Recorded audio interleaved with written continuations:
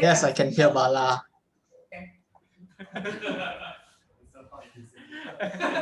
Why you so clear to advertise you're single? You're desperate, Bala. Isn't it obvious? Yes. Yes, he is. Shut up, Maria. But Indian, right? Indian? Oh no, not Indian also can. I'm just asking a question. What is this? Can I I'm get the only other. All Okay. Chinese here. What? What did I just hear?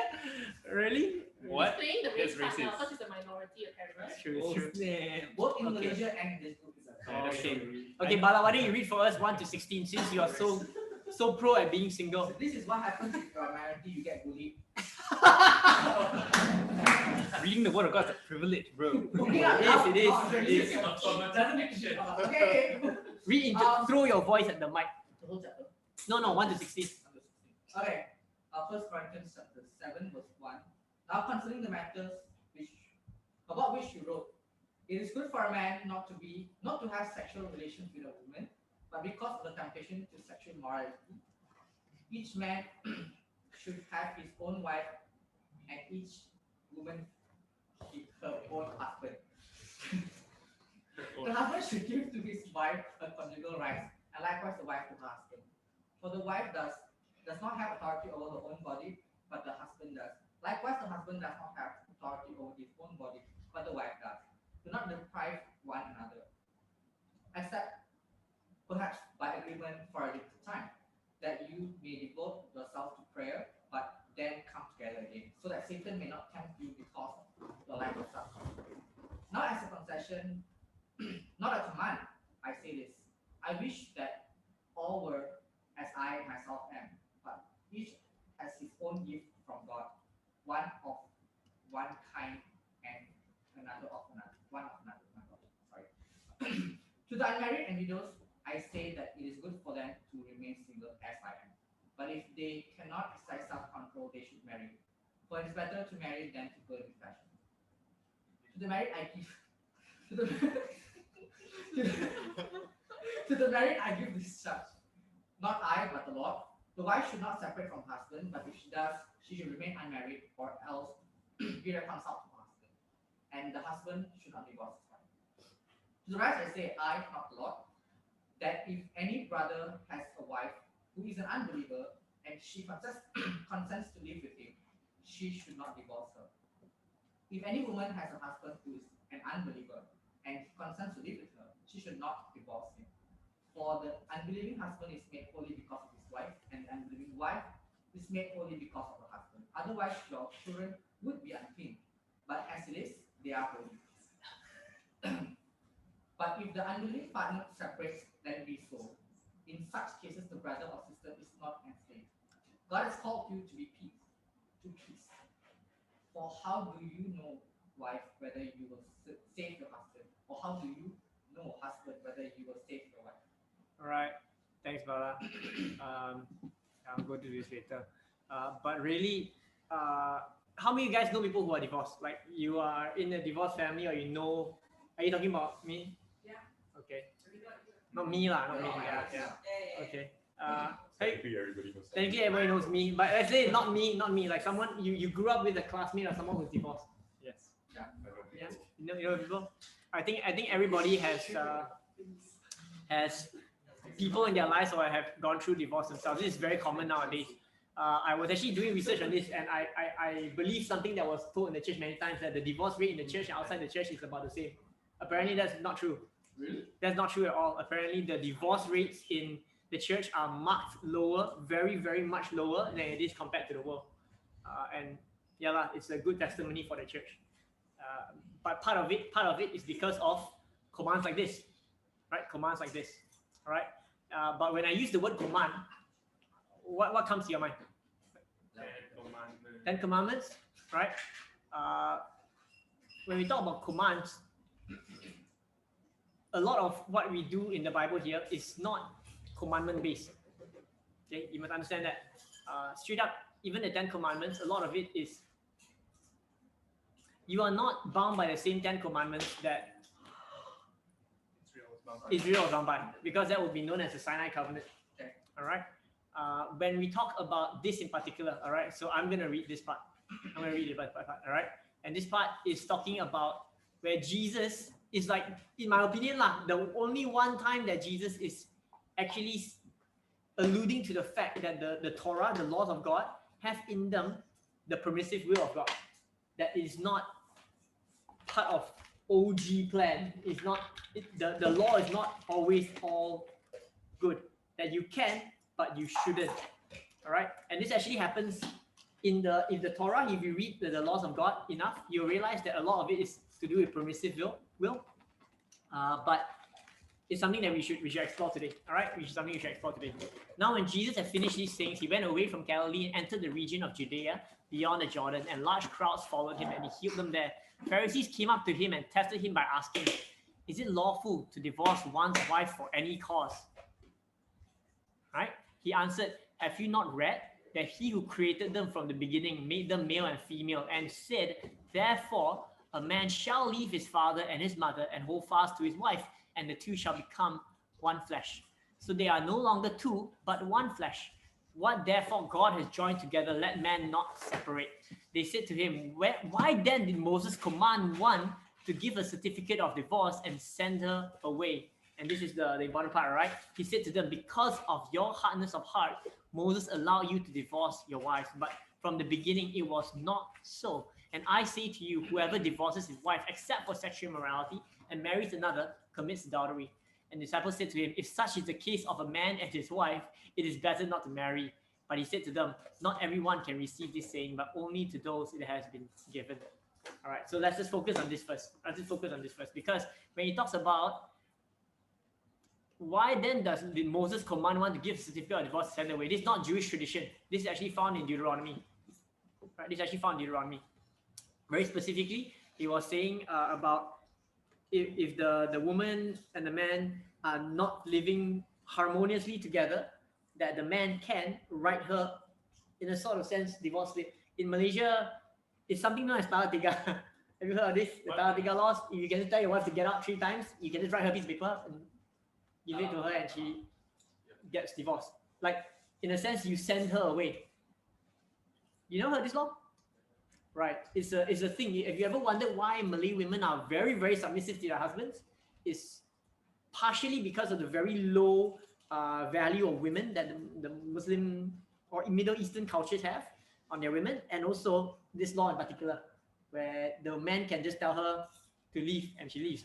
This is actually, they use this kind of law also as a workaround for prostitution in the Middle East.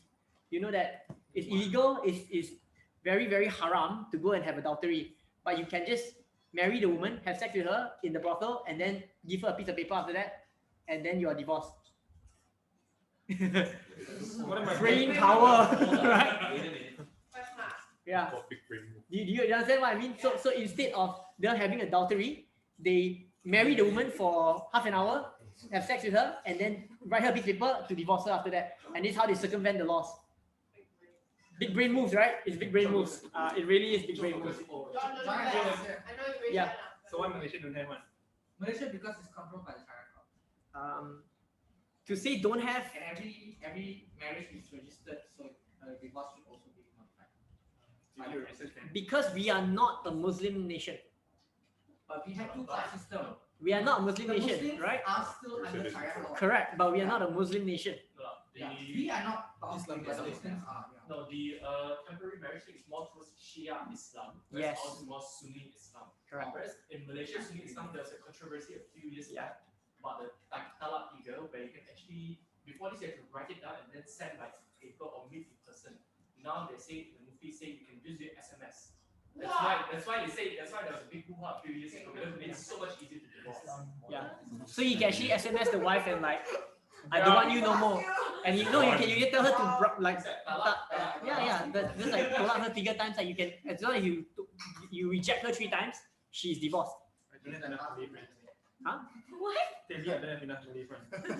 I mean, Are you sure you want to have this kind of friends? I mean, most Malays don't practice this, lah. Let's be honest, right? What I'm talking about is a very particular way to use the law to your advantage to get what you want. You get what I mean?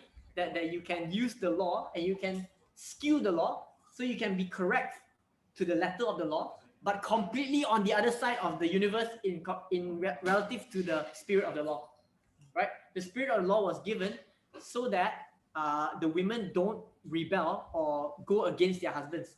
It's actually for a harmonious relationship in a sense, where the wife would learn to submit to the husband. It's very similar to what you have in the New Testament, where it says, wives, submit to your husbands, husbands, love your wives, right? But taken to the extreme, we always use the law as a hammer rather than the way it was meant to be, right? The law, when I say the law, the Torah, law is a very bad translation of it. The proper way to translate it would be more teaching. I think the HTSB covers that very well. They don't translate it every time as law. Sometimes they translate it as the teaching. Sometimes they translate it as law. Because as a whole, if you take the Bible as a law book, right, and go around arguing with people, you'll find that it's a law book that contradicts itself a lot of the time. Right? You find that it contradicts itself a lot of time, right? I think the one that John will know about is, should the Passover lamb be boiled or roasted? Both. Broiled. Both, right? It's Should boiled be and broiled. roasted. It's like, what? How would you? Right? You'll find that in Deuteronomy and in Exodus. One is roasted, one is boiled, and it's like somehow King Josiah did both. He boiled it and roasted it at the same time. Like what? What they're trying to say is he was extremely religious. He followed the laws of God to the T until he did both. He boiled it and roasted it. It's like, what? I'm sure he didn't. That would not be very delicious, or not the same piece of lamb anyway. But really, this would be an idea of the permissive will, right? That God allows these things to happen, or allows even for, I would say, the sin of man, right? The sin of man to shape certain things over history. That God knows that people are difficult, and because of that, he says, I'm going to meet you where you are and bring you from here to there. Right? He doesn't just go from 0 to 100 and give you some bunch of rules that you cannot follow forever and ever, right? But rather he says, follow me where you are and I will bring you to a better place. And this is so important because how many of you guys have heard in churches, and I'm sure for those of us more grace-centered churches, it doesn't matter where you start from. It only matters whether you're following Jesus. You can be the worst sinner, the worst murderer, the worst adulterer, but if you follow Jesus, that's enough. That is enough, right? God will meet you where you are. There's no sin too bad that he won't go there. There's no evil too evil that he's like, oh no, this one I cannot touch. He's willing to meet you where you are, right? And that's really, really the heart of the Torah. That's even the heart of the gospel, right? Unforgivable sin. Unforgivable sin. What is that specifically? Oracle, claiming an oracle of the Lord or something like that. No, not at all. What is blasphemy unforgivable? against the Holy Spirit. Blaspheming the Holy Spirit, correct. So what would you say would we respond to that? Kenneth, what do you think? What is... since you're here. Come, Kenneth. What do you think is blaspheming the Holy Spirit?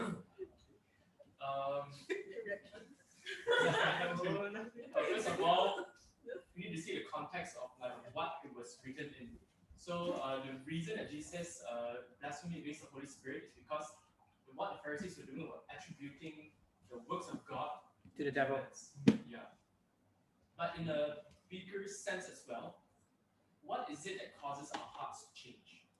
It's the Holy Spirit working in our hearts. So if you are directly against the very agent that causes your heart to change, then it's unforgivable because you are against the very agent that causes you to be forgiven. So in a nutshell, the way I would say that is the state of your heart rather than an action. Mhm. So for most people, unforgivable sin is like if you, at one point in time in your life, say that, oh, speaking in tongues is of the devil, but it was actually so happened to be from God at the time. Mhm. Then you confirm go hell forever. You know, that's a bit extreme lah in that view. But is it because also at the time the Pharisees actually kind of knew that it was God, but they were rejecting it because of Yeah. jealousy and things like that? Cool, cool. So it's like they knew, but then they chose not to know in that sense. Yes, They chose to yes. ignore it. So that was a state, right? A hardened state. They chose to harden it. Yeah, that would be my leaning towards as well. Right. I'm yet to be proven wrong in this, but I'm sure there are arguments to be made on both sides. I've read a lot about this, but from the ones that I've read, the most convincing argument seems to be that it's a state of your heart and a posture on which you approach God rather than an action, an individual action. Like, yeah, for me lah. Okay, cool. All right. Divorce laws in Malaysia are quite interesting because we, like you mentioned, we have both the Muslim one and the not so Muslim one, the civil one. Not so. So Still kinda. I will go through this in a sense, all right? We'll talk about divorce again at the end, but I wanted to go through this in particular because this I think is very important, okay? All these you guys on Zoom, I hope you can see this. Yeah, this would be the main point of today, or this topic anyway, all right? God meets us where we are, and normally where we are, right, would be a sin nature, okay? When you have a sin nature, you automatically have bad behavior, right? What the law comes to do is that the law behavior modifies you. It doesn't change your heart, it doesn't change your desires, but it shapes what you do, right? So for example, you and I don't, okay, not you and I lah. Many people in Malaysia don't go around banging people and killing others because there are laws against these things. I don't run red light because I'm very scared of police in front. Agreed? To some extent lah.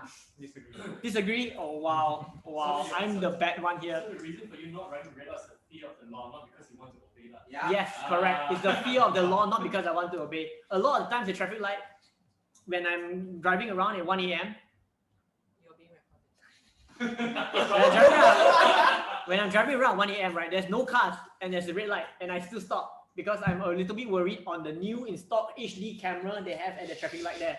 That if they can see my number plate, confirm I will gonna want $300 someone in my house, right? The law shapes my behavior, not my desire. I don't go the next time like, yes, this red light, even though it's 1 a.m. and no cars, I think it's good. I don't think that's never gonna be the case lah, right? But what the law does is it shapes you, okay? But grace, right? Grace is supposed to change your nature. When you have a good nature, you automatically have good fruit. That's the gospel in a shell, right? In a nutshell, it's supposed to shape your nature. You are a new creation. You have died to sin. All the stuff that Paul says in Romans, in Corinthians, in Galatians, all these things, he's trying to relate how grace should shape you, how grace should change your desires. Does that mean now the law has no point and no effect? Cannot be. Cannot be. Because there are times that no matter how much grace has shaped us, especially as second-gen Christians, I still have very bad inclinations, right? I would say that yes, I'm generally good-natured. I don't think I'm going to go and abuse some fella after this or, go and kill some dogs for fun, right? Generally, that would be a good nature. I don't need the Bible to tell me not to engage in homosexuality because I don't have the inclination to do that. But for things I do have inclinations to do, that's where the law steps in and says, no, this is the boundary. Do not cross. Agreed? Agreed? There are some things that are immoral but not illegal, and other things that are illegal but not, wait, I'm not saying this. There are some things that are illegal but not immoral, and some things that are immoral but not illegal, and are not illegal. Yeah, correct. Can you give me an example of one? Which one? Huh? Illegal but not immoral. Correct. Illegal but not immoral, and immoral but not illegal. Sorry. Hiding a Jew. Hiding a Jew? No, hiding a Jew in Nazi Germany. Okay, yeah, It's but illegal, but it's not immoral. there are more than 10 people right here right now, which in legal terms, this is pretty illegal. Right? Right? That's why I told Vic, please don't post this on social media. Oh, don't worry. All right, just don't post this, honey. Isn't it What is when it? he- No, it's capped at 10 for house gatherings. Capped at 20 for the office lots, I think. GG guys? Don't worry. Anything, we just give the police officers some popcorn. Bang. Yes. Some vehicle. Not join us? What? Then ask him, you are the talak tiga. Joking, guys. Whoa. You're assuming the police officer will be but sure. Aren't they all? Okay, so hiding a Jew in Nazi Germany, certain other gatherings like this. I'm sure all of you have broken laws at some point in time. I'm very sure. What Try is remedy, What? what is legal Yeah? but immoral? What is legal but immoral?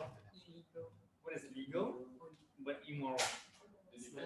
Legalized brothels. So, in legalized brothels, adultery is not illegal in Malaysia. They cannot bring me to the police. If I cheat on Alice with you, Alice cannot. Wait, can she? I don't think she can report me to the police. Wait, but technically sodomy would be illegal. That's only if he reports me, Right. Huh? right? No, if you get caught in the act, also it's illegal. Right, right. If we get caught in the act. Okay. If I let me give a different example. This is very complicated. If I sleep with a prostitute, it is not illegal. Right?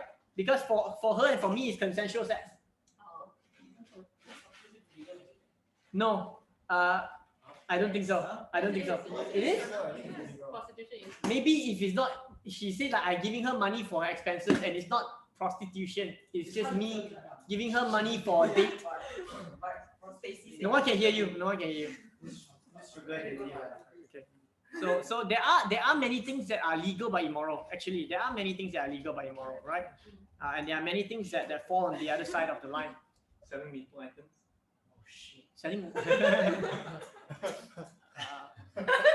So I will play a video in a while, but for now, let me just say the purpose of the law. All right, when you're young and don't know better, the rules are given. I wouldn't try to explain the complex relationship between why I tell someone something and what I'm telling them to do when they are like 3 or 4, right? When your parents are just telling you don't touch the stove, right? You get hurt. But when you're 15 and then you're still afraid of touching the stove, let's say your mom asks you to cook some Maggi mee, it's like, but mom, I'm going to have to touch the stove. And it's like, yeah, you idiot. That's how you turn on the fire. It's not hot yet until you turn on the fire. You know what I mean? It's like you learn to discern between good and bad as you get older. You learn to discern why those rules were given as you get older. And this is actually how the Bible is written. Okay? That's why I like to teach the first parts of the Bible. It's very cut and dry, very clear. Do this, don't do that. Do that, don't do this. If you do this, then that will happen. You do that, then this will happen. It's very cause and effect. But when you get to the later portions of the Bible, especially in the epistles, it's a lot more principle-based. A lot more principle-based, okay? I can just give you a very clear example. In Acts 15, the whole Jerusalem council said, don't eat food sacrificed to idols.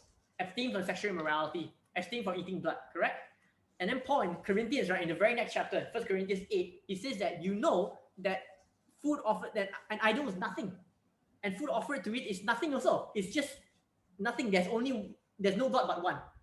And whatever you offer to an idol is just that.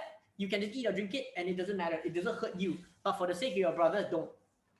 Right? He's actually not outlawing it in that sense, you know. In the same reason for Acts 15 outlawing it is that you want to show a clear separation from the idolaters.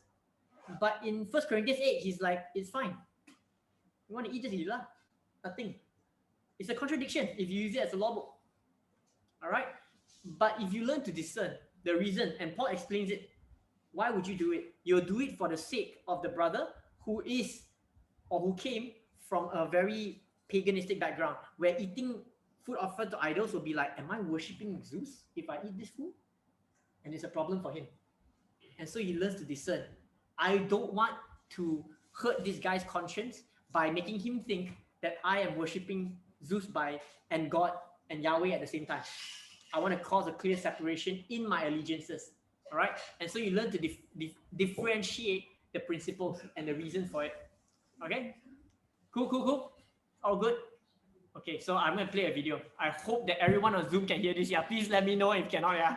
Is my claim, along with my co-author, Dr. Geiser, in our first book, Legislating Morality, that the law is a great teacher, that the law teaches people right from wrong.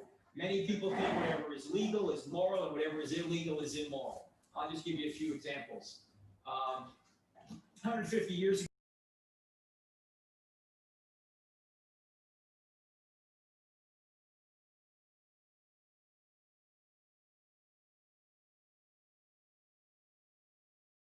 Ali, can you hear the sound? Is that sound? It stopped all of a sudden. Why? No, if you click mute, it will stop. You cannot mute. I cannot mute? Yeah.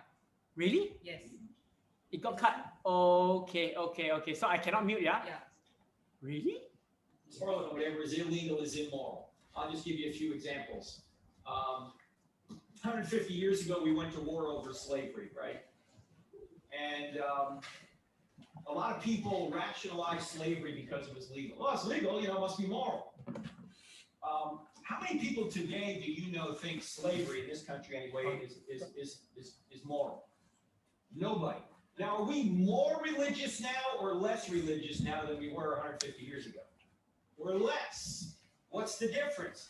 The law helped change attitudes about slavery. The 13th Amendment, 14th Amendment helped change attitudes about slavery. So, sorry.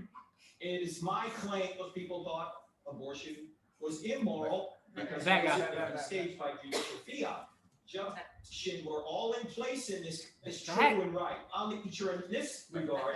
Back some more. We're less. Okay. What's the difference? The law helped change attitudes about slavery. The 13th Amendment, 14th Amendment helped change attitudes about slavery. So people now, rightfully, the law is a good teacher in this regard. It teaches people something that is true and right. On the other hand, laws against abortion were all in place in this country up until 1973 when 7 unelected justices in black robes overturned the will of the people in all 50 states by judicial fiat. Today, we're now about evenly split.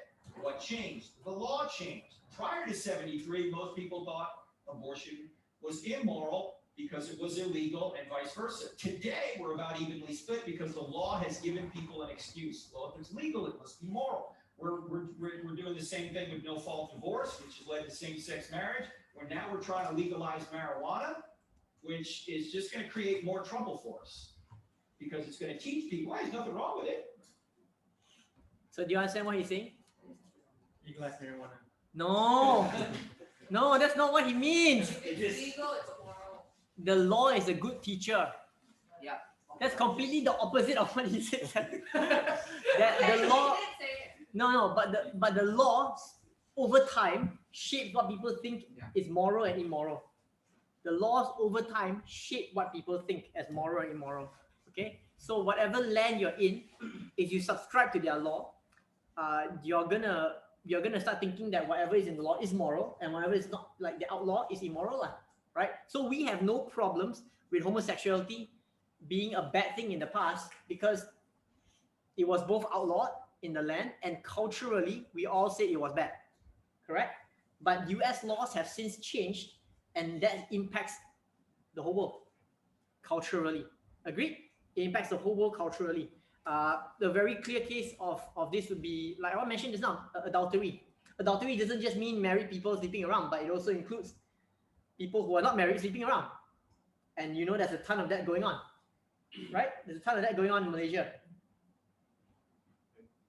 Right? So, yeah, not with you, of course. Of course. You're in the Brethren Church, it doesn't happen in where you are from. But in the AG churches, right, we are strong. Sorry, what's happening? Nothing. That our kids are sleeping around, and this is culturally acceptable.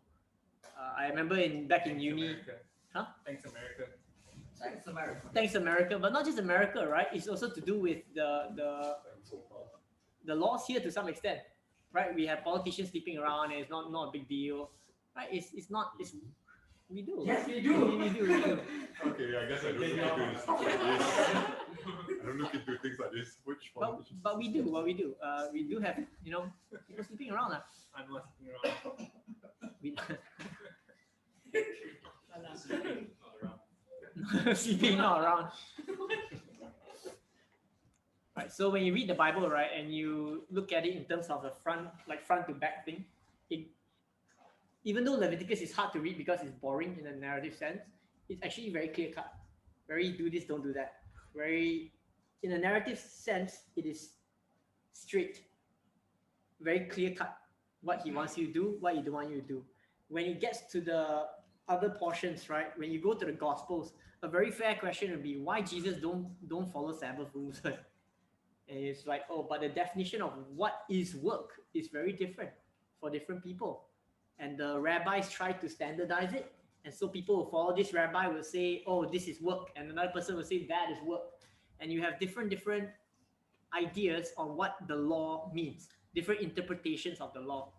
And really, they're all trying to find how to live out the principles, how to live out the law. And as you can tell, right, with their behavior modifications, right, they still have very bad sin nature. What? Sorry, just to inject. I don't really know the answer, but it's just a thought. Mm. Aren't like these laws kind of like shaping people to learn to live with one another, in a sense? Because if you talk about things like Sabbath and what is work and what can you do, you can't do, right? More than just trying to obey God, right? I feel like these commands are given people to like sort of like sort it out amongst yourself.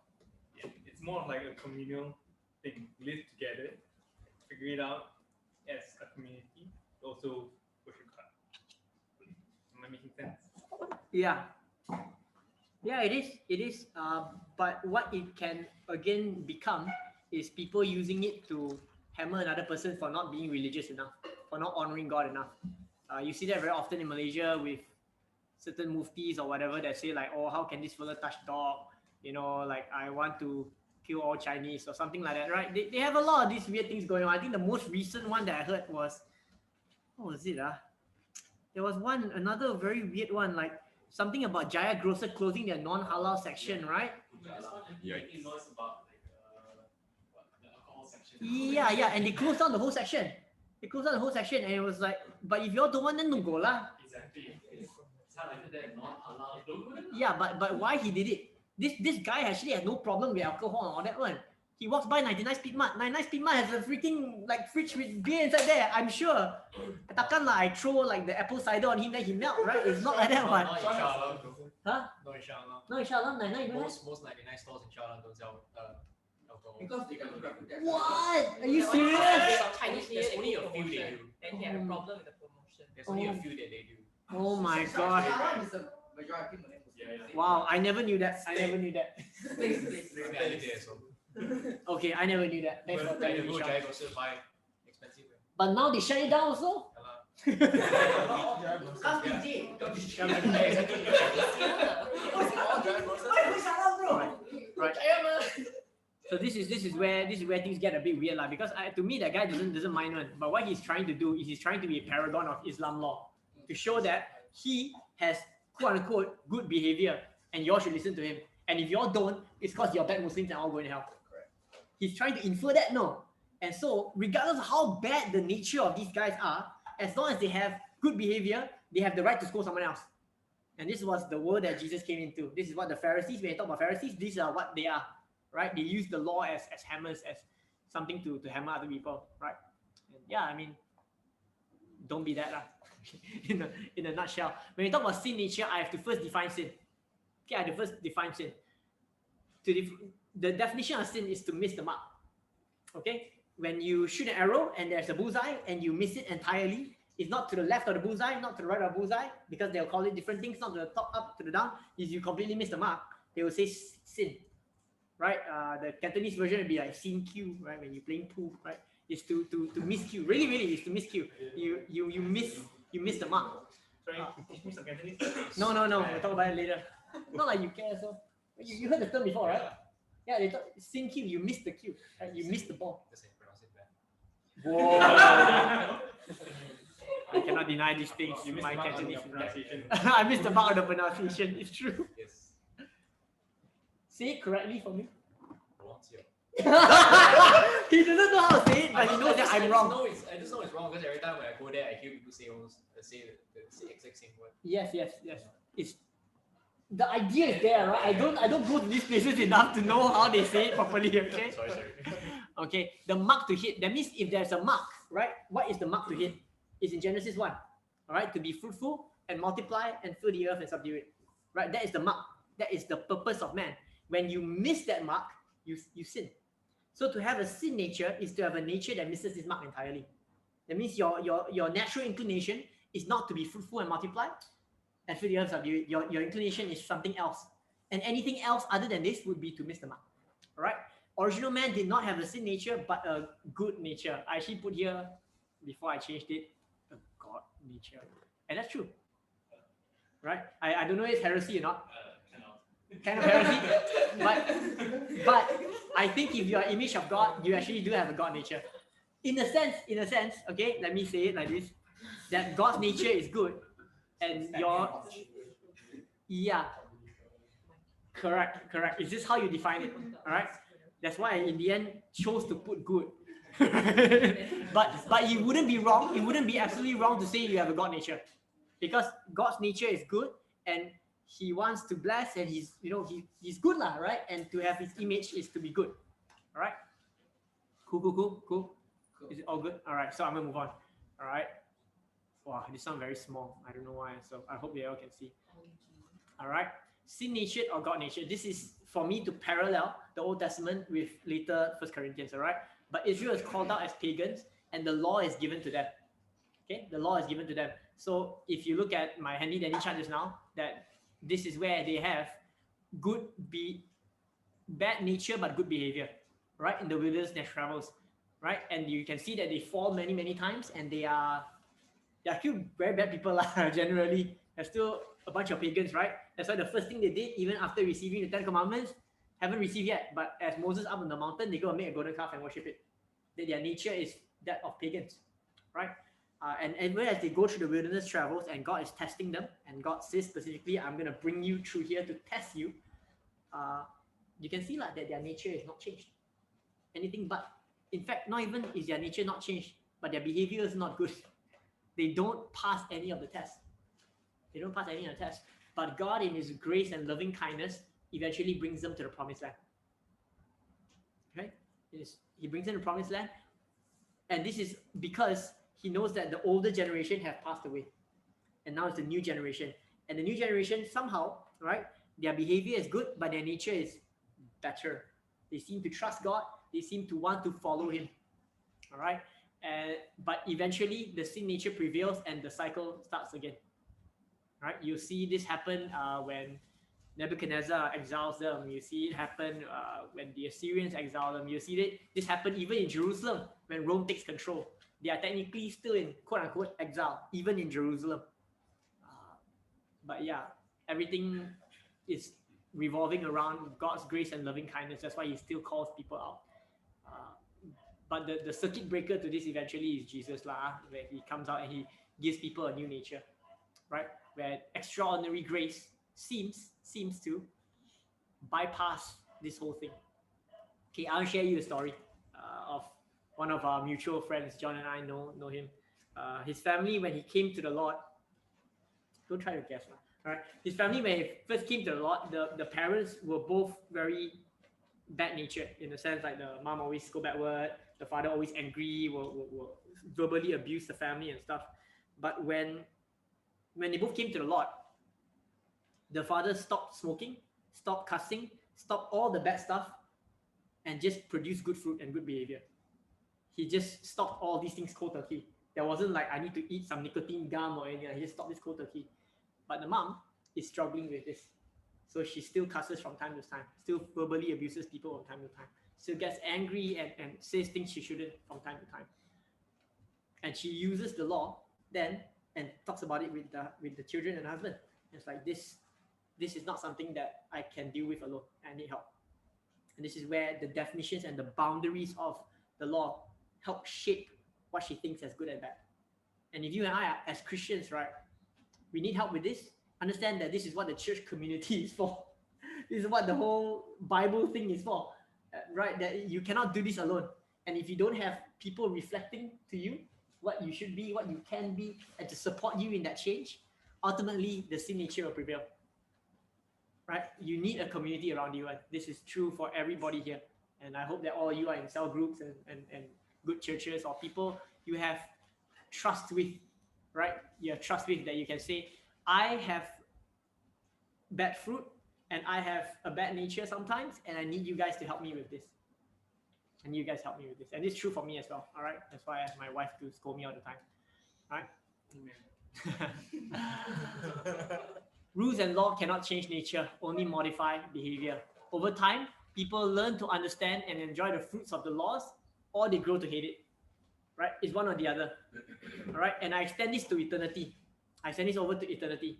That means over time, and I extend this to a very, very, very, very long period of time, more than 100 years, more than 1,000 years, you will either love or hate the moral lawgiver, right? And this is what I believe, that hell is not a place that God sends people to so much as it is a place that people choose, right? It is a place that people choose to go because they don't want God. They don't want this guy who gives the law. And if his law is across the whole universe, you have to go to somewhere where his law is not. And what we would call that is hell. Understandable? Understandable? Okay. Yeah, about divorce lah. About divorce, I would say lah. And if I were to apply certain things with regard to this, all right, and not this one, sorry, this one. The laws for divorce were never meant as a way for men to abuse women. In fact, you can see it in a provision. I was telling Dawn the other day that this idea of writing a certificate of divorce, sending her away, actually only applied to Jewish women. You cannot do that for a prisoner of war. That means if you took a female slave captive, and they have a certain chapter on this, where you conquer another nation and you take her as a female slave, right? You cannot divorce her. Yes, this is in the Bible. You cannot divorce her. It's just very clear. You cannot really marry her until she chooses it. You can marry her even if she didn't choose it. You're supposed to shave her head and leave her for a month or something like that to mourn her parents or whatever. I just But read this somewhere. yeah, but basically you cannot divorce her. They say that you cannot divorce her and you have to take care of her. No matter what, you have to take care of her. Even if she's displeasing to you, you must take care of her. And when you think of it, right, why would God do that? Why would God do that? He wants to make sure, because if you send a Jewish woman away, what does she do? Go back to her father's house. She goes back to her father's house. But if she's a prisoner of war, No inheritance. you just kill all her family already. And you took her as a female slave. There's nowhere for her to go. She literally has to go into the street and become a beggar, and become a prostitute. You have left her no alternative. There is no alternative to that. Okay? Because no one's going to take care of her, for sure. Unless some really nice guy go marry her, like the Boaz kind of thing, right? But majority of time, it will not be the case. So there are provisions in the law that do not allow that. Do not allow that. We must see that the law was always meant for good, and people will always find a way in their sin nature to twist it to what they want it to be. We live in Malaysia where this happens a lot. Sometimes enforced when we want it to be, oftentimes not enforced because it doesn't benefit those people who are enforcing it. And this is the case lah, right? No, don't need. Don't worry about it. I will. I don't think that I don't even need the laptop, actually. But yeah. Don't need lah. No one looking at me. Okay. Of celibacy and singlehood. So I skipped the middle portion, which we'll come to later. Okay. Of celibacy and singlehood. Who's the most single guy here? Can we get that person to read? He wholeheartedly admitted to it himself. It's like so many secret admirers, but still choose. What? Darren, you want to read? You're very single, right? Okay. Let's get John. John, you read lah. What? Just read from 25 to 35. Now concerning the betrothed. You have to read to the mic. You have to read into the mic too. Now concerning the betrothed, I have no command from the Lord, but I give my judgment as one who by the Lord's mercy is trustworthy. I think that in the view of the present distress, it is good for a person to remain as he is. Are you bound to a wife? Do not seek to be free. Are you free from a wife? Do not seek a wife. But if you marry, you have not sinned, and if a betrothed woman marries, she has not sinned. Yet those who marry will have worldly troubles, and I would spare you. This is what I mean, brothers. The appointed time has grown very short. From now on, let those who have wives live as though they have none, and those who mourn as though they were not mourning, and those who rejoice as though were not rejoicing, and those who buy as though they had no goods, and those who deal with the world as though they had no dealings with it. For the present form of this world is passing away. I want you to be free from anxieties. The unmarried man is anxious about the things of the Lord, how to please the Lord. But the married man is anxious about worldly things, how to please his wife, as his interests are divided. And the unmarried or betrothed woman is anxious about the things of the Lord, how to be holy in body and spirit. But the married woman is anxious about worldly things, how to please her husband. I say this for your own benefit, not to lay any restraint upon you, but to promote good order and to secure your undivided devotion to the Lord. Okay, so this is actually quite simple, right? he's actually trying to play that line between you should get married, but actually don't also can. But if you do, then do this, and if you don't, then do that, right? It's kind of this, but yes, also he's trying to explain principles, and that's why there's no hard rules. All right, the only hard rules one I put in the chart here already. Okay, if you're married to an unbeliever, don't divorce. If your unbelieving partner chooses separation or divorce, let them go. You are free to remarry. Okay. If one spouse dies, that's a widow, right? You know as a widow, right? I don't need to explain this. If one spouse dies, you are free to remarry, though better to be single. All right.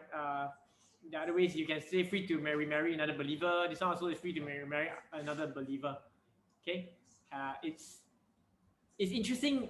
I think the one that I learned about that was never explained to me in church was this one, verse 15 and 16, right? Where, let me find it again. Verse 15, 16. But if the unbelieving partner separates, let it be so. In such cases, the brother or sister is not enslaved, right? That means you're not bound. You're not bound to the marriage, right?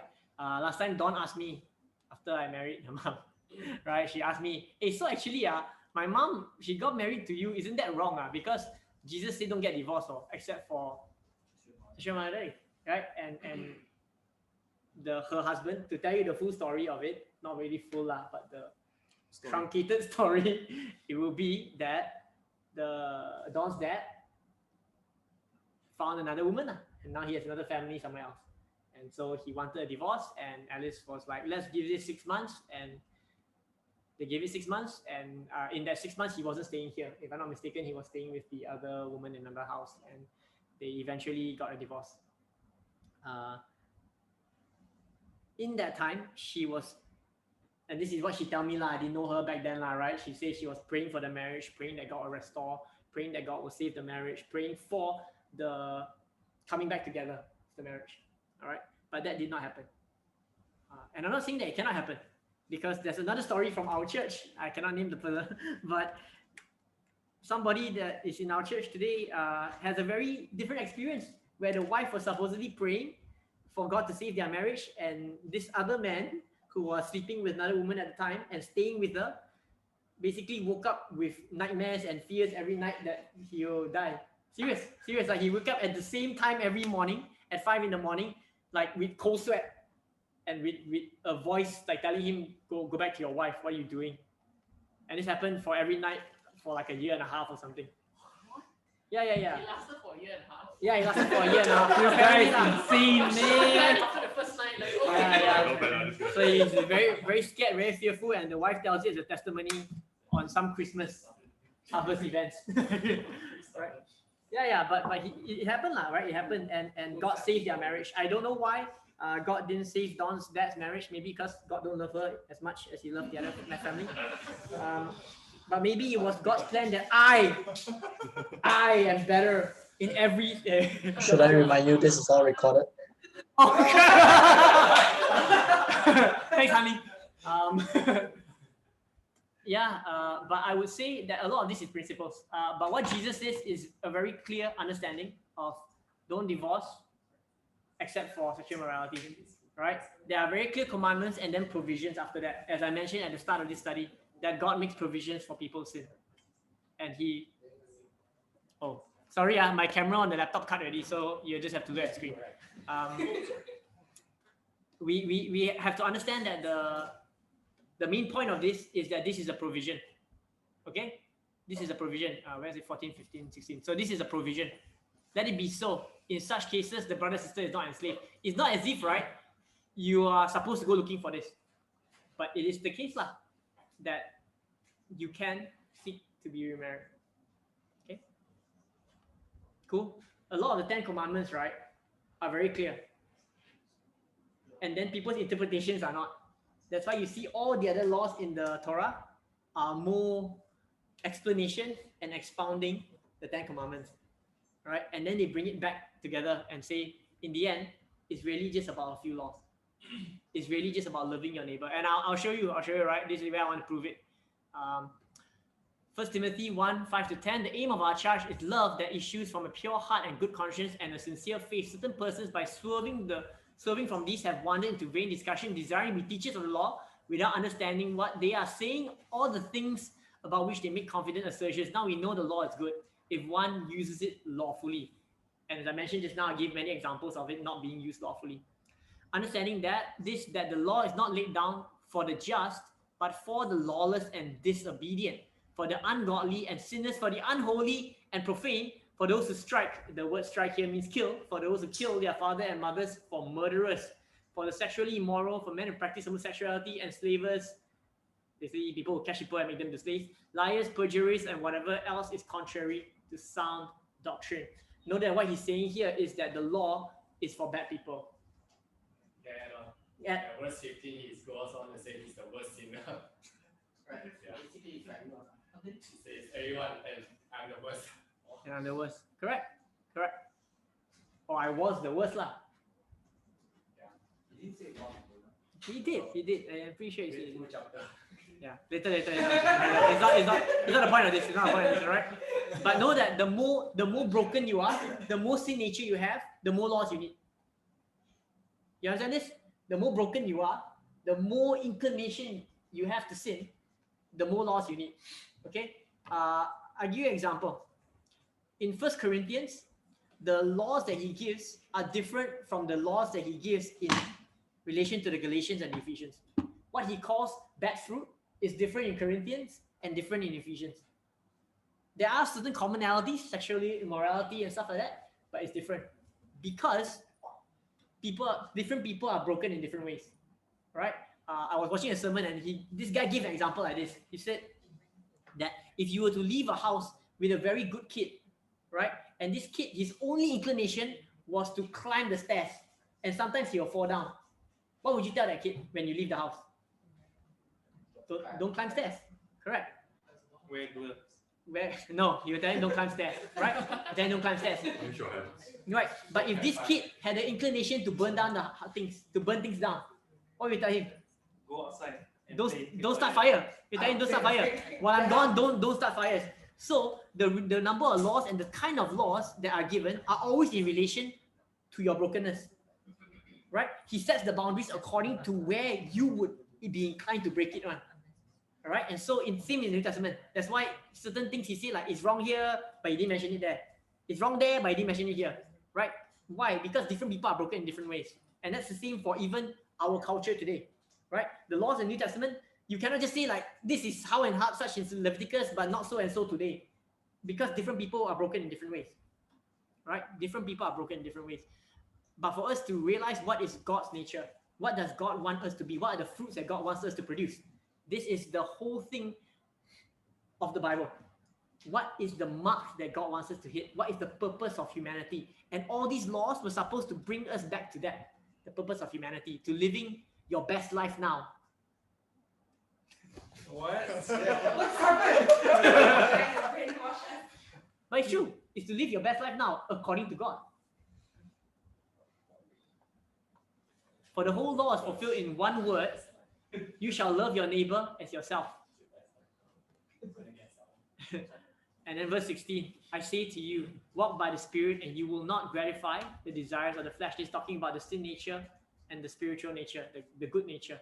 For the desires of the flesh are against the Spirit, and the desires of the Spirit are against the flesh. For these are opposed to each other to keep you from doing the things you want to do. But if you are led by the Spirit, you are not under the law. Right? That's why you cannot read the Bible as a law book. Because there are things that are immoral but not illegal, and things that are illegal but not immoral. Like you mentioned just now, the Holocaust would be one, right? It's super legal to go and kill a Jew, but really, that's very, very immoral. Right? This is the whole thing. This is God's promise. And if you never read this verse before, you really should, because this is the promise that came true in the New Testament, right? That no longer will you be looking towards laws to shape your behavior, but God's nature. He'll put a new nature within you. He'll put a new law within you. Behold, the days are coming, declares the Lord, when I will make a new covenant with the house of Israel, with the house of Judah, not with the covenant I made with their fathers on the day I took them by the hand to bring them out of the land of Egypt. My covenant that they broke, though I was their husband, declares the Lord. For this is the covenant I will make with the house of Israel after those days, declares the Lord.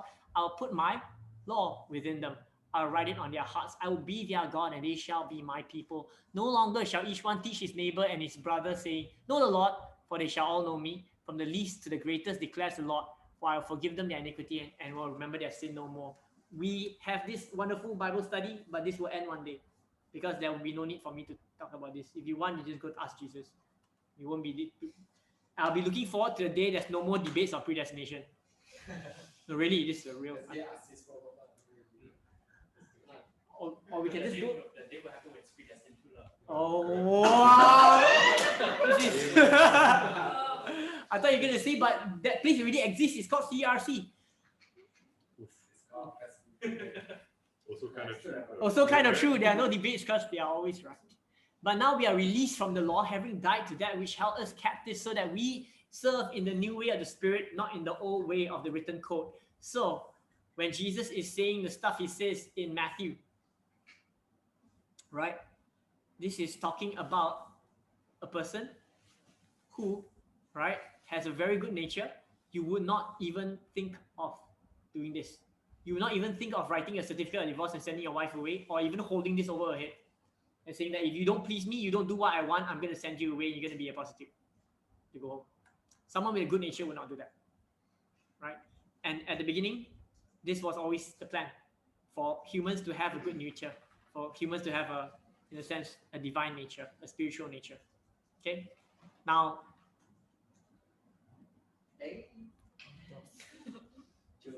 let's have a fun discussion since we have a mic here. Okay? For those of you on Zoom, you can also participate, yeah? How does the Christian view of sex differ? This is what I did. This is a very round PVC. Right. Differ from the surrounding culture. And why I put this picture, right, is because John is a big fan of. I'm not. Okay. I mean, but they are two become one, right? So. Yeah. Not yet. Oh, not yet, not yet, right? I hope so. But why I put this picture is because I think not only did they push forward, but not that they only did they popularize, but they push forward a very different view of sex to not just America, but the whole world. The whole world became more sexually immoral because of this show. You blame them too? Not the sin nature, but mostly them. True. Jennifer Aniston, the devil. Oh, Joey. But you know that in the story, everyone has sex with everyone. Yeah. Except for Chandler. these two, because they are brother and sister, right? Yeah. So they don't promote incest. Not bad. At least. At least got some standards, right? Got some standards. He also pushed forward evolution. Yeah, true. But that's not the point of discussion. Okay, Ben, how does the Christian view of sex differ from Malaysian surrounding culture? When you say it buck up, right? So when we talk about Christianity and our view of marriage and sex, how does it differ from our friends' view who are not Christian?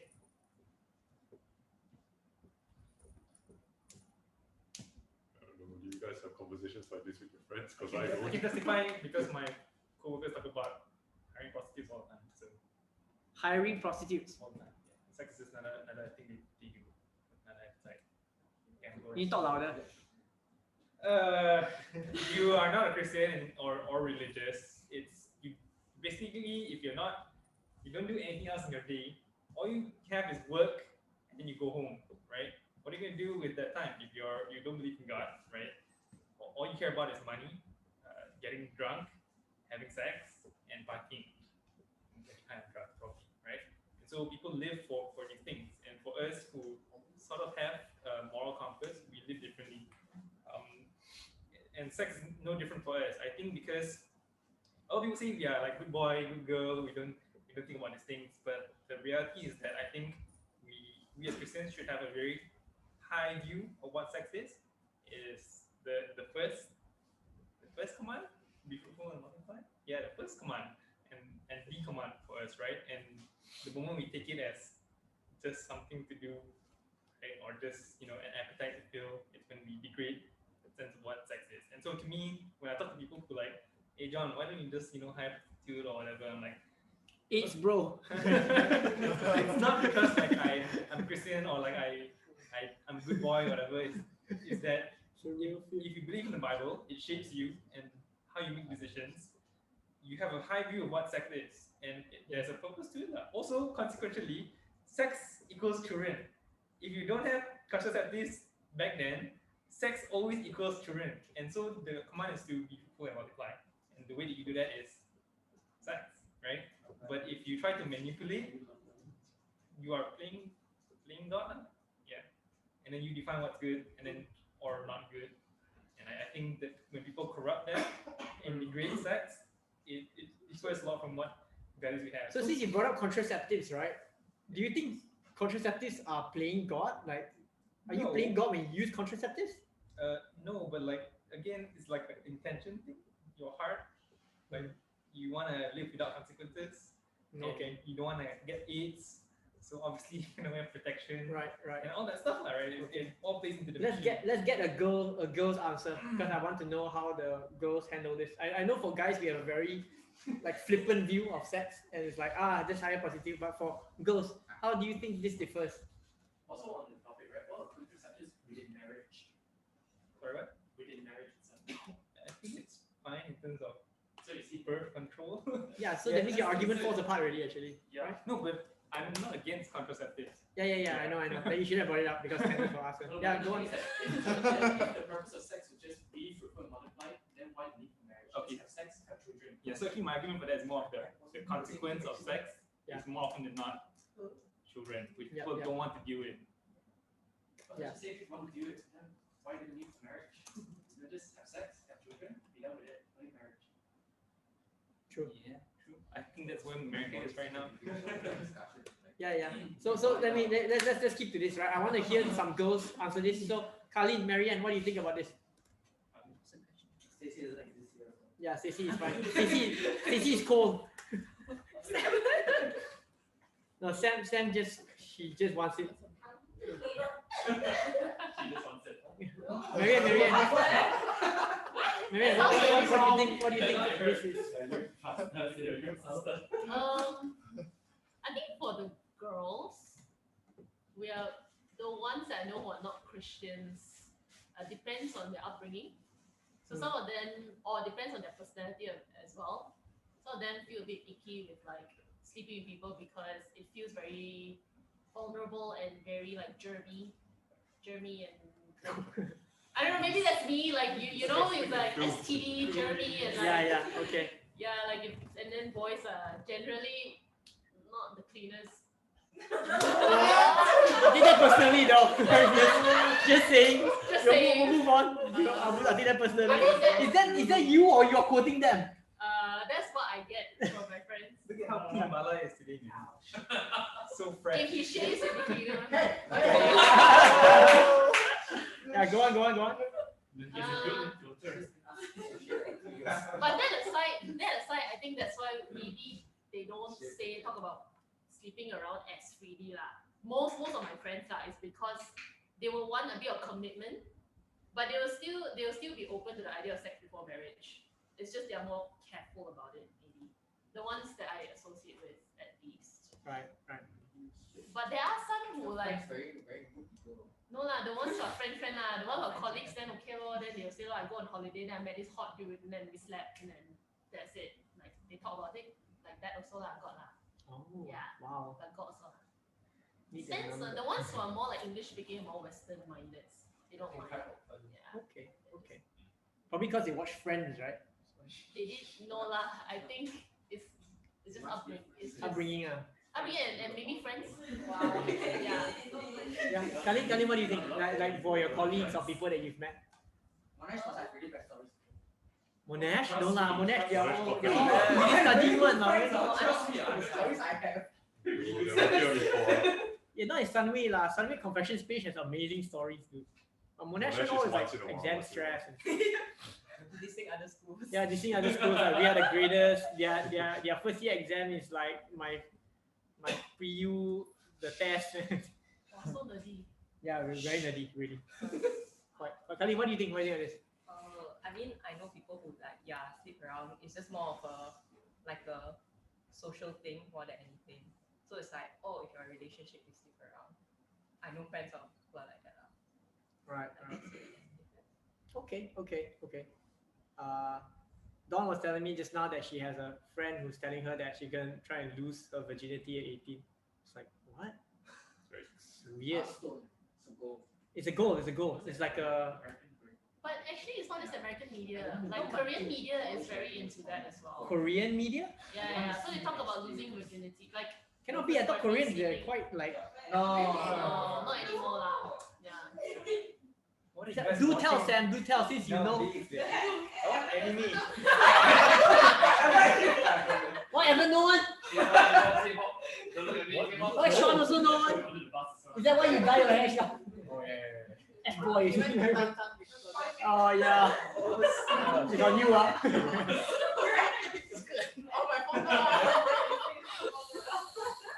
It's a problem though. It's a problem, right? It's a problem. I do think that the Christian view of sex is very different from the surrounding culture. Not because we have changed, but because the surrounding culture has changed in the last 20 years. It's changed a lot. Like it used to be like, if you sleep around, try not to, but if you are just before marriage is okay, kind of thing. And it's accelerated to the point where even Malaysians are like, they talk about one night stands openly. This is very, very unbelievable, actually. You would not have seen this 20, 30 years ago. You just wouldn't have. So I watched How I Met Your Mother and I never really watched Friends. And Yes. it's just a bad. But there was one character that didn't choose to have premium sex. So I thought that was like a bit Saving grace. silver lining, yeah. Oh, Justin. So Justin came late. He's somebody that Sam invited. I know him from EFC a long time ago. When I first knew him, he was a kid. And his voice haven't cracked yet. I haven't thought it was very funny. Oi, stop lah. Now he's very manly, and when he smash shuttlecock very fast. So I still meet him at badminton, and Sam invited him to come. Yeah, but Justin, why don't you elaborate when you say social media? What do you mean in particular? Because that it can mean a lot of things. I don't particularly know what you mean. Like, for example, televisions now, every Korean drama, American drama, they don't sexualize stuff. And now starting from the 1990s, they start sexualizing stuff, bringing all the females and also guys as well. So I think that starting from 2000s, not to be a bit sexist, but females start to become more empowered, more like I say, more skin revealing, empowering women, and then guys becoming more, how do I say this, sexual deviant, if that's the correct word, because like it's part of the male instinct to yeah, okay, thank you. This is I cannot find it. I remember there's this one song, right? Thanks, Justin. There's one song that is like we're nothing but mammals, so let's do it like mammals. I know that song. I know that song too. It's so funny. I played it in one of the youth services. No, I was teaching. I was saying that the culture is very different from church now, right? But for once, our church was very similar to Inner City in terms of vibe. Just the vibe. Never go there, but the music is quite cool. No, it's not. What the crap? It's so crap. I think Sean knows the song. Nothing Was it but Alien mammals. Something. I don't know. It's like, we're not let's gonna do go. it like they do it on the Discovery Channel. Yeah. Let's do it like they do it. Something like that. Okay, fine. That's the oldest song. Oh gosh, I cannot remember the name. I can't remember Ben really. You don't want to Google that? Don't want to Google that? Okay. Later. We'll do this later when Hanli not recording me anymore.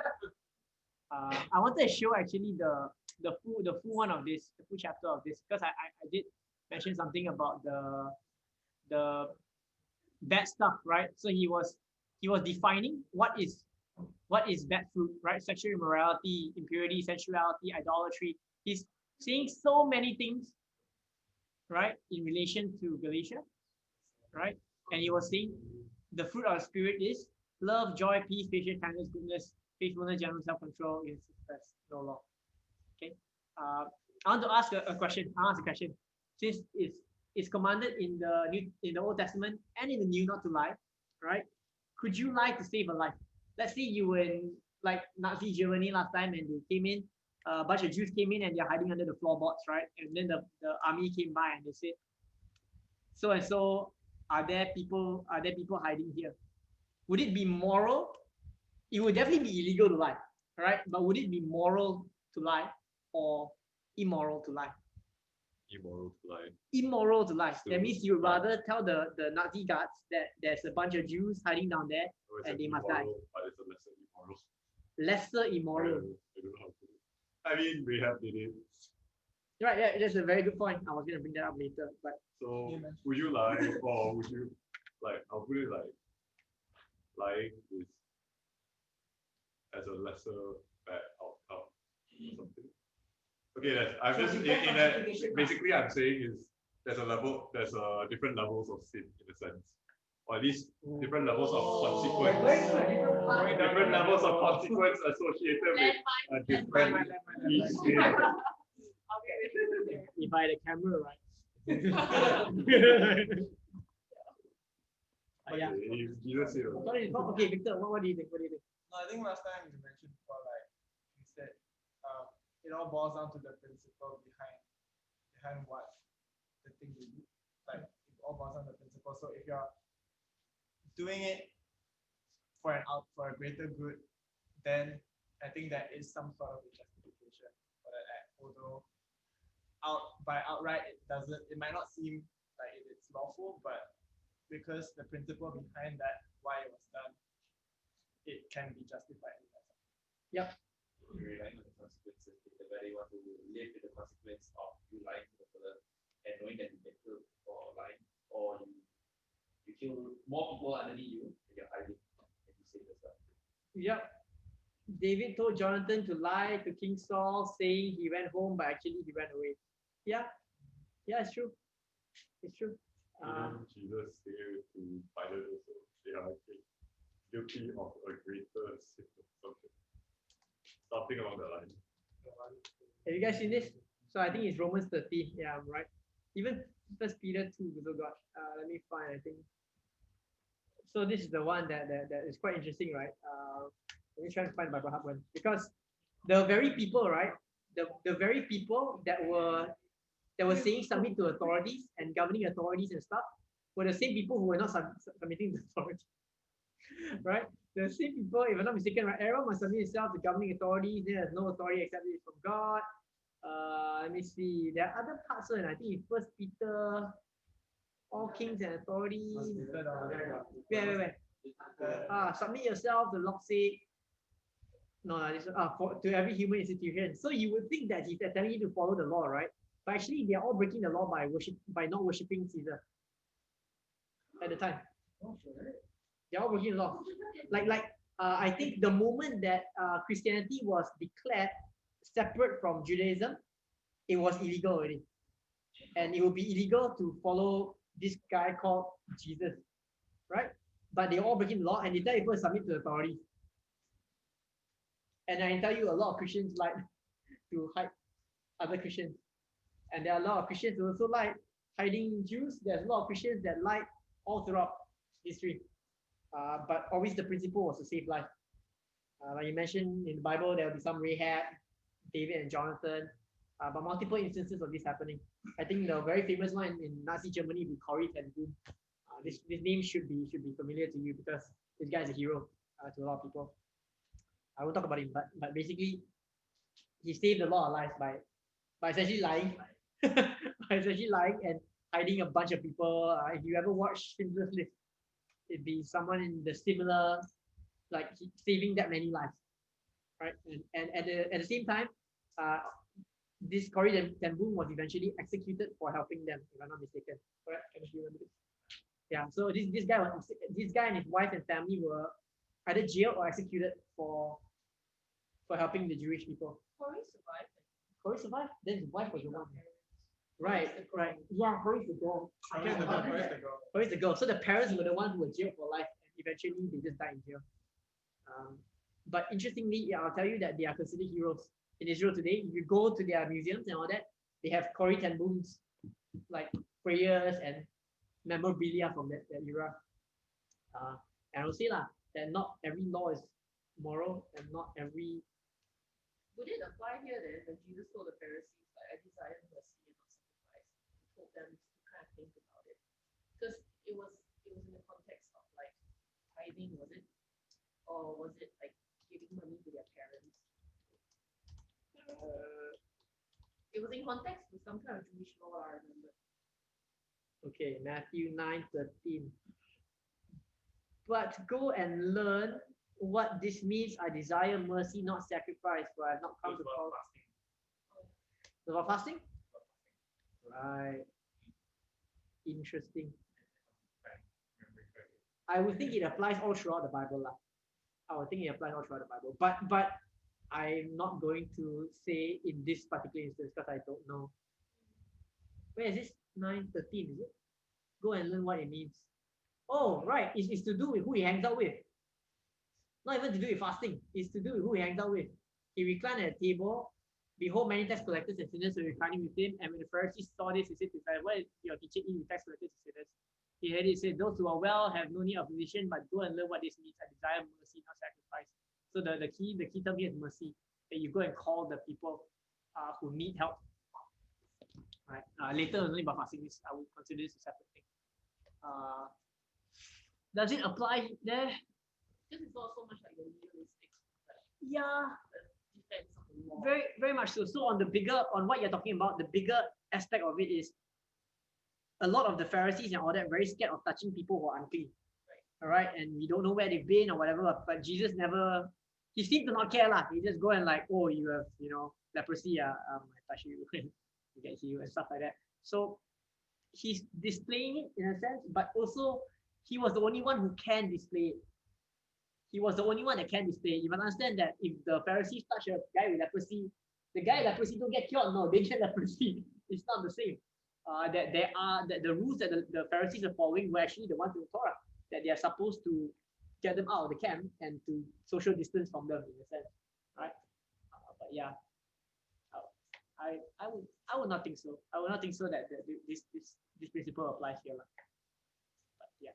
Anyway, let me get to the meat of all this, and this is the high point of the study in a sense. Can we get Kalin, can you read wait, it's not here. It's here, 17 to 24. Only let each person lead the life that the Lord has assigned to him and to which God has called him. This is my rule in all the churches. Was anyone at the time of his call already circumcised? Let him not seek to remove the marks of circumcision. Was anyone at the time of his call uncircumcised? Let him not seek circumcision. For neither circumcision counts for anything nor uncircumcision, but keeping the commandments of God. Each one should remain in the condition in which he was called. Were you a bond servant when called? Do not be concerned about it. But if you can gain your freedom, avail yourself of the opportunity. For he who was called in the Lord as a bond servant is a freed man of the Lord. Likewise, he who was free when called is a bond servant of Christ. You are bought with a price. Do not become bond servants of men. So, brothers, in whatever condition each was called, let him remain with God. Very interesting. The ESV uses bond servant. In other translation, they use the word slave. Yeah, even bond servant actually, yeah, freedman, he was free. The freedman here also is a free man. So yeah, anyway, that's some good stuff. In all circumstances, he belonged to God. Okay, this is a nice handy-dandy discussion. How do people sometimes make too much of marriage? Girls, you need to answer me. It's a very easy one. So this is from a book. Do you think that you can make too much out of marriage? I'll give you some examples. That means they expect, they look forward their whole life, the purpose of it to get married. They idealize marriage and they idealize the perfect wedding. They idealize the perfect man, and they need somebody to come and give them worth, value, and peace. Right?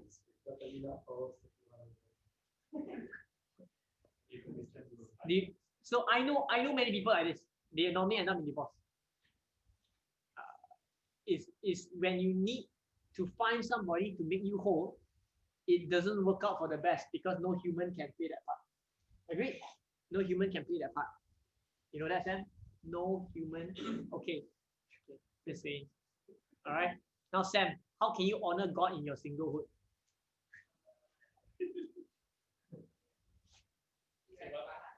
No.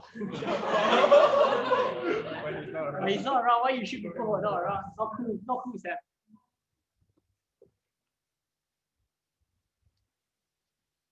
Okay, anyone over Zoom also can answer. How would you honor God in your singlehood? Single means not married people, yeah. It doesn't mean I sort of look like the girl once. You're still single, right? Even if you're engaged, you're still single. Even if you're engaged, you're still single, John. Okay. Okay, for all the single people here, how can you honor God in your singlehood? Bala? How do you honor God in your singlehood, Bala?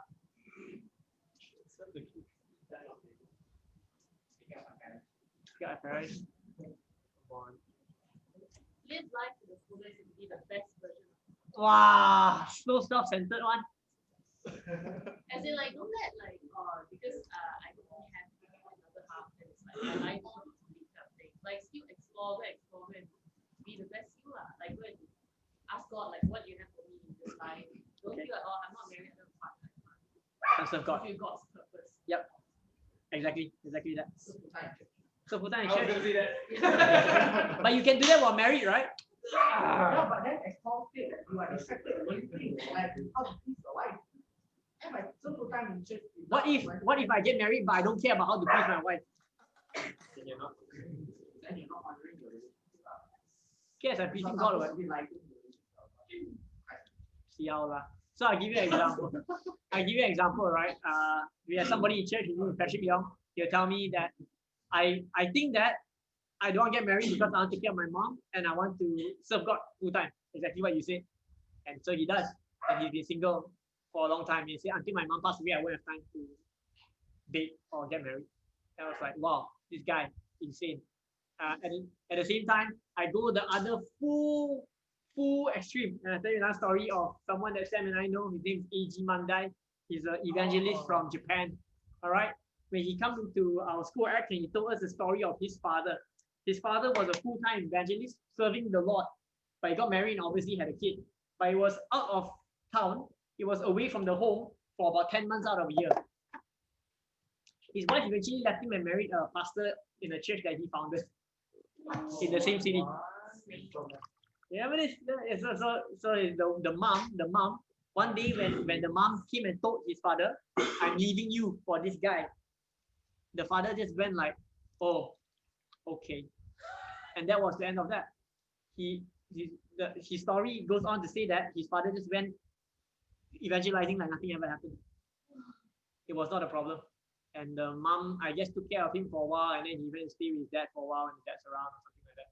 But the long thing is that he wanted to honor God with his life, but also he wanted to get married and have a family. But he obviously neglected one to serve the other. And the fellow who paid the price was actually the wife and the son. Because the wife essentially became an adulterer, you know. Because she cannot live like that. She was very lonely, but she didn't seem to care. So she found solace in the arms of the pastor that was there, in the church that he found. And that would be why being single in this case would have been better, because you cause more sin and you cause someone else to sin.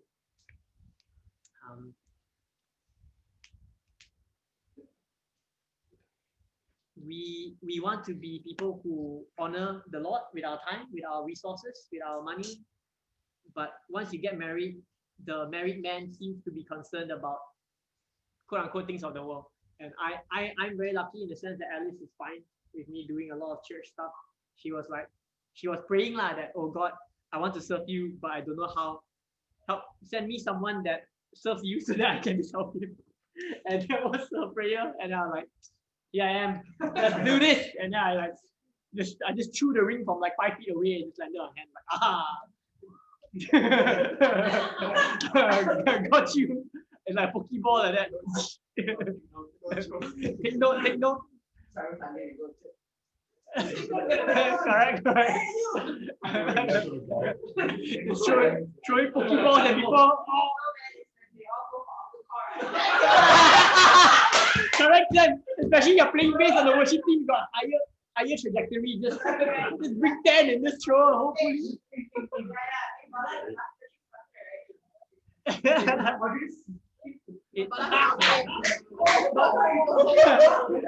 But knowing Bala, right, you try too hard, right, you use the ring too big, just catch over their whole head. It's you! God send you to me. I'll wait 10 years. But yeah, so you understand the problem, right? But if you can find somebody, and Alice told me this about Patrick Down, like, do you know that he can probably love his mom better with a wife, because the wife will take care of his mom as well if he finds a good wife. You know, like, that people can serve God well in marriage and out of marriage. You can even, I tell you honestly, I would serve God better being married to Alice than without. For 2 simple facts. Number 1, she's much more hospitable than me. She cares a lot about people's comfort, right? And You did acquisition on comfort, so disqualified already. Let's just say that comfort is secondary relative to what you're learning, in my opinion. Okay? And the second one is she'll tell me, right? The more practical one is she'll proofread my slides, right? She's like, hey, this one wrong, that one wrong. She obviously didn't today because she's sick.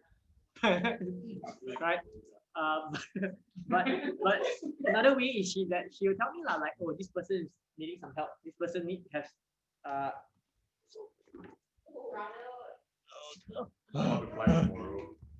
okay, she will tell me this person needs help, that person you should talk to, and she's able to see things that I don't see because she's a woman, and women are different from men.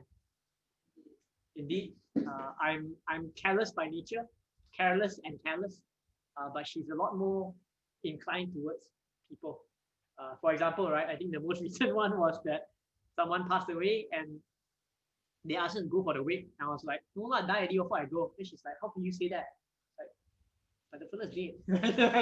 I can't hurt his feelings. Yeah, but you go there to comfort this other fella. And I was like, why? So many people going. I don't want.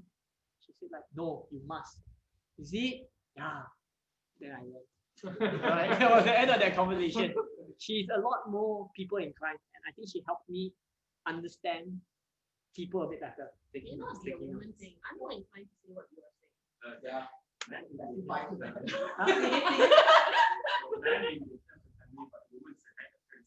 This is not in the Bible. This is not in the Bible. All right. Let me just disqualify that. That's not in the Bible. All right. It's not in the Bible. It's not in the Bible. I don't know where you heard that. All right. That's not in the Bible. This is some pastor's joke before he talk about marriage, right? Normally. All right. All right. Summarize Paul's view of marriage in one sentence. Can anyone do it? You want to give a try? Summarize Paul's view of marriage in married also can, single also can. Correct. But that's exactly what Don said. Married also can, singles can. But what is the determining factor, honey? Serve God in marriage or singlehood. Yes, in all things, both also you serve God. All right. Summarize the Bible's view of marriage. So I separate the two. Yeah. What is Paul's view? What is the Bible's view? What do you think is the Bible's view of marriage? Jesus and the church. Yes. So the whole idea of marriage ultimately is to point to Jesus and his church. This is actually the Bible's view of marriage. And it's for us to be fruitful and multiply. In relation to man, be fruitful and multiply. In relation to the bigger picture of humanity, of how humanity has been divorced from life, and then Jesus as the bridegroom comes and the church marries into life with him. That's the whole thing of Revelation, whatever, 22, I think. No, it's 19. All right. So this is the word of the day. Okay, go. Kenneth, I'm going to delete this. Let's go. Yes, correct. It's probably because you see this. Apeleutheros, all right? This word means free man, all right? The opposite of this would be doulos. You heard this before, the word doulos, slave, all right? I would like to explain a little bit on what a freed man is. The process from which a slave becomes a freed man is called manumission, right? Say with me, manumission. Manumission, all right? That's the process by which a slave becomes a freed man. So how do I know that you are not just a runaway slave? The owner, all right, in ancient Greece at Paul's time, he brings the slave, the owner brings the slave to the temple, okay? And he pays a temple tax, a temple sort of like, oh, I'm paying a tax to the priest. And the priest will declare this guy as a freed guy. And he will carry with him an emblem, a token that he has been set free. Now, in different cities, it's different, so I can't tell you what it is, but it's different. They all have their own different emblems. The very famous movie Gladiator, all right, a free gladiator will carry with him a gladius, a wooden gladius, to show that he has won his freedom or he has been set free. All of them have their different tokens in different cities. So when Paul says these words, he who is called a free man is Christ's slave. You carry the emblem of the Holy Spirit in you. That is your symbol to the world that you are free. Okay, and if you are a slave, right, you are the Lord's freed man. You have been set free because the whole idea that I talked about just now is that you are no longer a slave to law. You no longer are a slave. Your identity is not one of a slave, but one of a chosen son and daughter of God. And this has set you free. And he says the whole process of this is true. You were bought at a price. Someone name me this price. Jesus. Jesus' death and resurrection. Right, you're right. He paid for your sin. He paid for your debt. The word debt, it directly relates to sin. Right? That Jesus paid that debt. Jesus paid that sin. And now you are set free. You are made whole and you are no longer bound by the same laws as you were last time. And that's why when I hear teaching about tithing and they say you must tithe or you're stealing from God, I get very irritated. Because why are you trying to bond me when I have been set free? Whatever I give to God, I give out of my own free will and I'm very, very happy to do it. Why are you trying to make it seem as if I'm robbing God if I don't do it? You are taking away from the freedom that has been given to me by Christ. Right? And you are taking away from what is my relationship from God. With God, that I'm giving out my own free volition and I love it. When people try to pigeonhole your relationship and say, you must do this, you must do that, or God don't love you, your immediate response is, no, I don't think so. God still loves me because I'm a child of God. And I carry this emblem of the Holy Spirit with me. And I have a relationship with Him. I'm not broken because I am made whole, but I'm on a journey and I have a community to tell me when I am not producing the best fruit.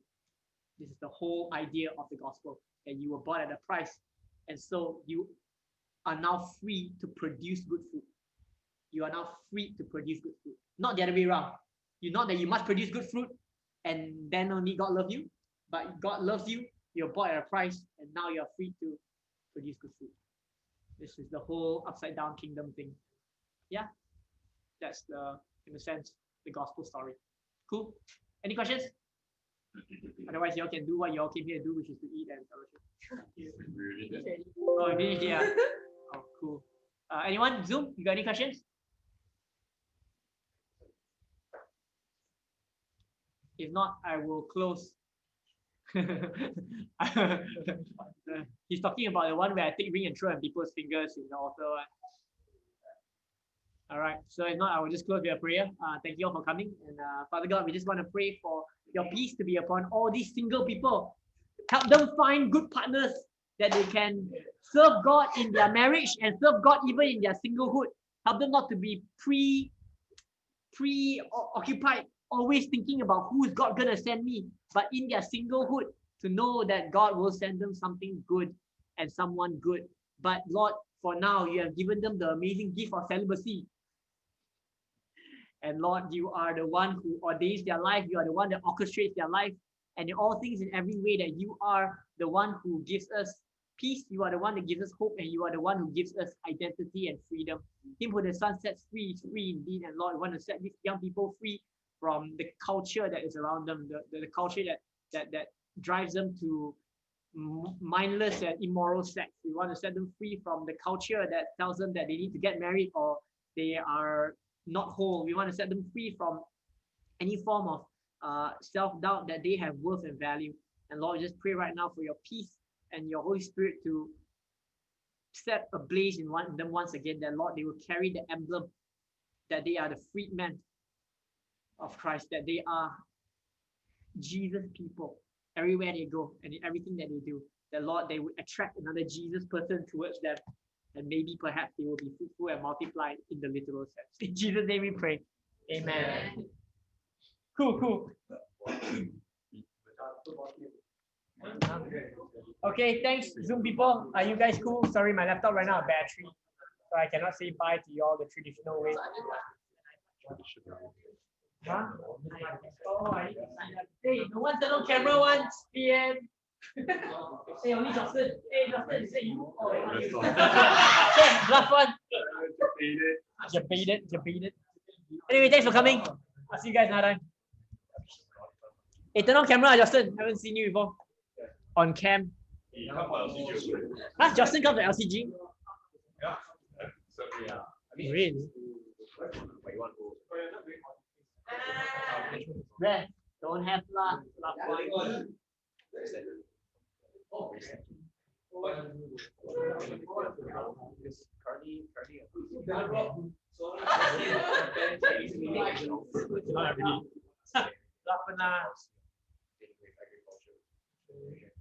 Hey, welcome, Abel. Yeah, Felix. What? This was the message I was talking about. Sure. Therefore, he will deliver me over to you as the greatest level.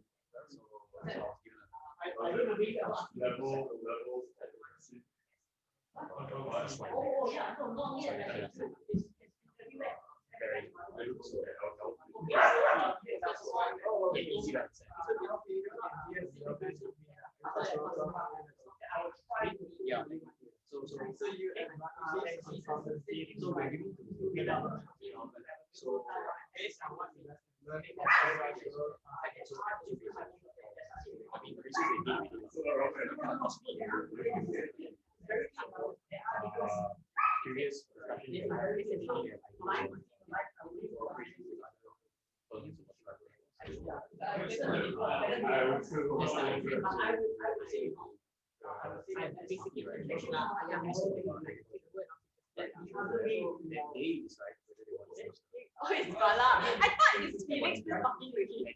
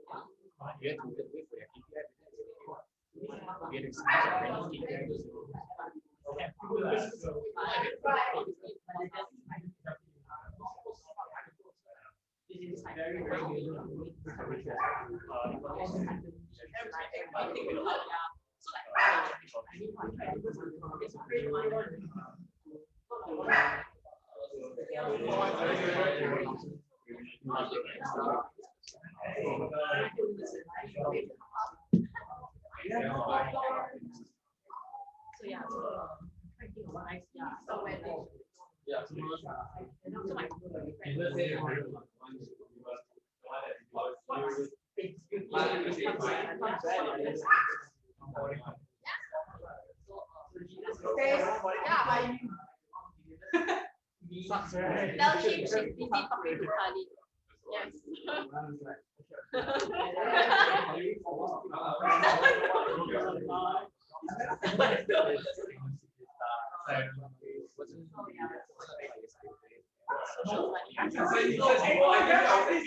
Yes.